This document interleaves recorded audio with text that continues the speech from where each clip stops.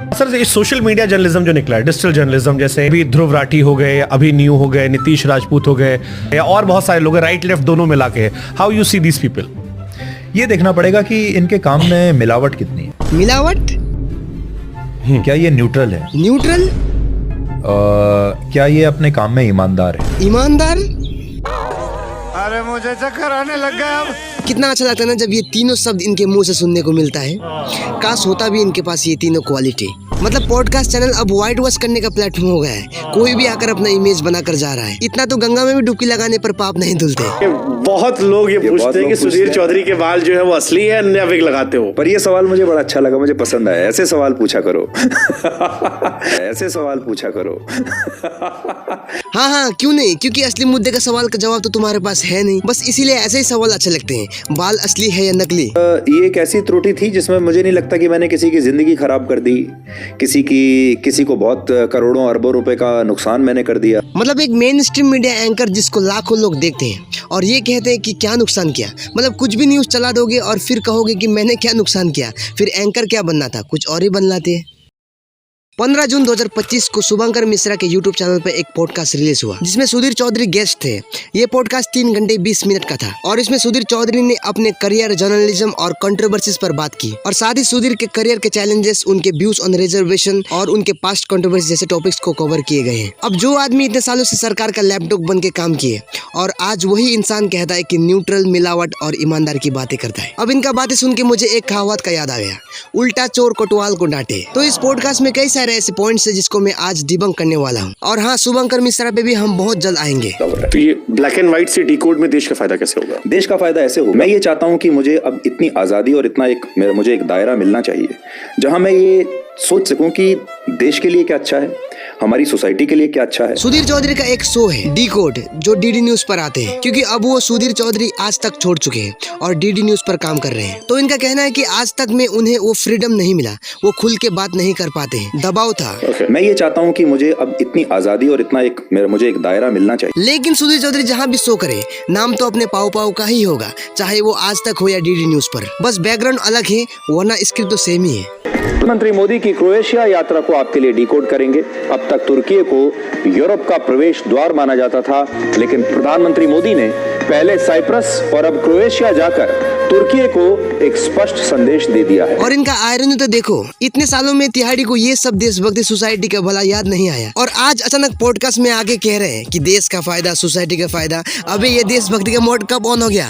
और यही रीजन बता रहे हैं आज तक छोड़ने का। लेकिन जनता तो मूर्ख है ना, पागल तो हम ही है। जनता को क्या पता होगा कि सुधीर का आज तक छोड़ने के रीजन कुछ और ही है। पत्रकार को, जर्नलिस्ट को पैसा कमाते हुए नहीं देखना चाहते। किसको ही पता चलेगा, वरना पहले ही जी न्यूज पे सुधीर को 3 करोड़ मिलता था एनुअल सैलरी। फिर आज तक ने ऑफर किया 5 से 6 करोड़। उसके बाद जी न्यूज छोड़ के आज तक में ज्वाइन कर लिया। फिर कुछ महीने पहले डीडी न्यूज वालों ने ऑफर किया 16 करोड़ का। अब फिर क्या, तिहाड़ी ने आज तक छोड़ के डीडी न्यूज ज्वाइन कर लिया। मतलब जहाँ मोटा रकम मिले वहाँ सुधीर है। कल को किसी दूसरे न्यूज चैनल ने 20 करोड़ का ऑफर कर दिया तो डीडी न्यूज छोड़ने में टाइम नहीं लगेगा। पत्रकार को, जर्नलिस्ट को पैसा कमाते हुए नहीं देखना चाहते। और देखो, ये कोई बुराई बात नहीं है क्योंकि पैसे के लिए सब कोई करता है। लेकिन पॉडकास्ट में आके ये कहना कि देशभक्ति करनी है, सोसाइटी का भला, वाह रे वाह। ये खेल पैसे का और सरकारी चैनल्स का है, ना कि देशभक्ति जागना। क्योंकि देशभक्ति जागना होता तो कब का जाग जाता। पत्रकार को, जर्नलिस्ट को पैसा कमाते हुए नहीं देखना चाहते। सर ये सोशल मीडिया जर्नलिज्म जो निकला है, डिजिटल जर्नलिज्म, जैसे अभी ध्रुव राठी हो गए, अभी न्यू हो गए, नीतीश राजपूत हो गए, या और बहुत सारे लोग राइट लेफ्ट दोनों मिला के, how you see these people? ये देखना पड़ेगा कि इनके काम में मिलावट कितनी है। क्या ये न्यूट्रल है? क्या ये अपने काम में ईमानदार है? ये देखना पड़ेगा। ड्रग दो, मुझे ड्रग्स दो। मिलावट, न्यूट्रल, ईमानदार, ये सब तो सुधीर पे ही सवाल उठता है कि ये सब क्वालिटी क्यों नहीं है। एक कहावत याद आ गया, उल्टा चोर कोतवाल को डांटे। और मिलावट की बातें कौन कर रहा है? जो खुद ही मिलावट है। और सुधीर का कहना ये कि ये लोग वन साइड बात करते हैं, गलत है। ये लोग अपने कंटेंट में मल्टीपल पार्टीज को आलोचना करते हैं। अब एक बात बताओ, सवाल रूलिंग गवर्नमेंट से ना पूछे तो किससे पूछे? मिस्टर बीस्ट से। और जैसे सुधीर ने कहा कि एक आंख बंद है, एक आंख खुला है इनका, वो तो चलो एक आंख खुला भी है, तुम्हारे तो दोनों ही बंद है। 2022 को, ठीक है। और 2022 में the IO has filed a closure report in the form of supplementary charge sheet on 4/5/2022. As per the supplementary charge sheet, accused Sameer Ahluwalia, Sudhir Chaudhary, Subhash Chandra, Puneet Goenka and Jawahar Goel have been kept in column number 12 for want of evidence. Sudhir ने podcast में कहा कि ये allegation गलत है और नवीन जिंदाल ने बाद में लिखित मानना किया कि ये डिमांड उनकी तरफ से मिसकम्युनिकेशन और कंफ्यूजन की वजह से थी। उन्होंने कहा कि 2017 में नवीन जिंदाल ने एक लेटर लिखा जिसमें उन्होंने ये कहा कि ये एलिगेशन गलत थे। ये बात आधी गलत और आधी सच है।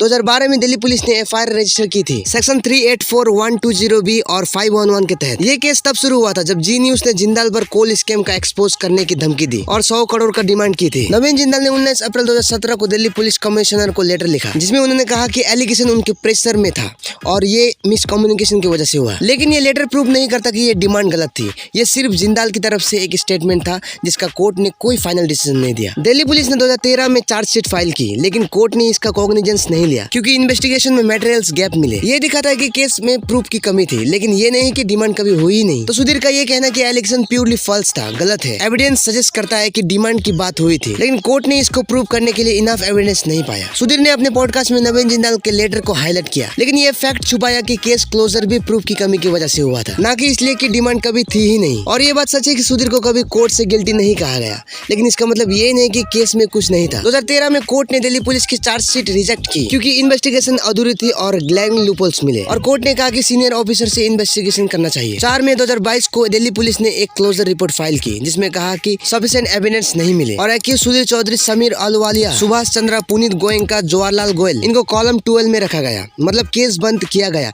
लेकिन फुल्ली एक्यूरेट नहीं हुआ।